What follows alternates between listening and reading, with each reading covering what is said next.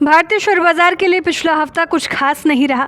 बाजार में सुस्ती छाई रही। लगातार रिकॉर्ड बना रहे बाजार की चाल पर पिछले सप्ताह के दौरान लगता है ब्रेक लग गया।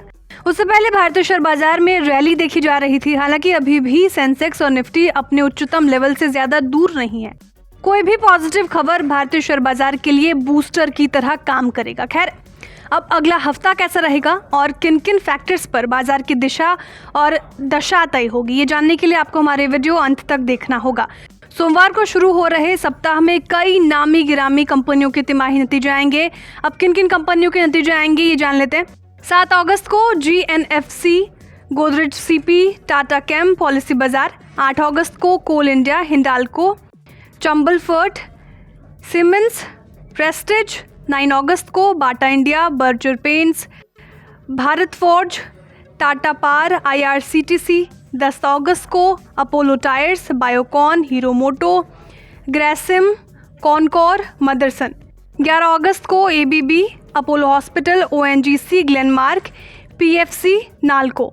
11 अगस्त को और Sun TV, Muthoot finance, Voltas, NMDC, Nykaa, HAL, Raymond. 12 अगस्त को औरा pharma, Crompton, JK cement, RVNL।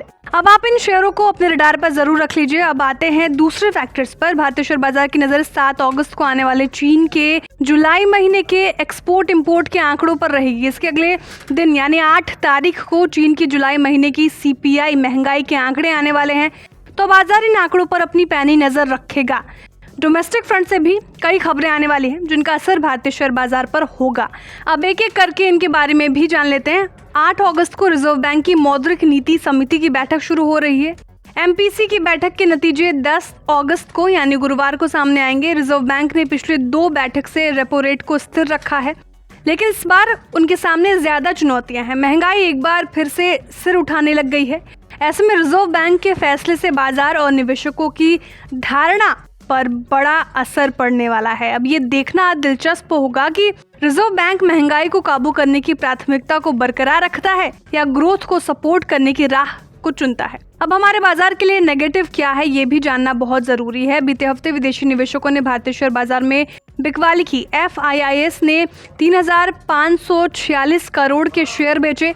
अगर FIIs की बिकवाली बढ़ी तो ये हमारे बाजार के लिए नेगेटिव होगा। इसके साथ ही डॉलर के मुकाबले रुपए में कमजोरी बढ़ गई है। डॉलर के मुकाबले रुपए 2.5 महीने के निचले स्तर पर पहुंच गया है। बता दें, शुक्रवार को डॉलर का भाव 82.68 पर पहुंच गया। कच्चा तेल भी भारतीय शेयर बाजार की मुश्किलें बढ़ा सकता है। ब्रेंट क्रूड का भाव $85 प्रति बैरल के पार चला गया है। बता दें, पिछले 1 महीने में ब्रेंट क्रूड का भाव 13% चढ़ गया है। अब IPO का अपडेट जान लेते हैं। इंटीग्रेटेड सप्लाई चेन सोल्यूशन देने वाली company TVS supply chain solutions का IPO पब्लिक सब्सक्रिप्शन के लिए 10 अगस्त को ओपन होगा। इस इनिशियल पब्लिक ऑफरिंग यानी IPO के जरिए कंपनी 600 करोड़ रुपए जुटाना चाहती है। रिटेल निवेशक इस IPO के लिए 10 अगस्त से 14 अगस्त तक बोली लगा सकेंगे।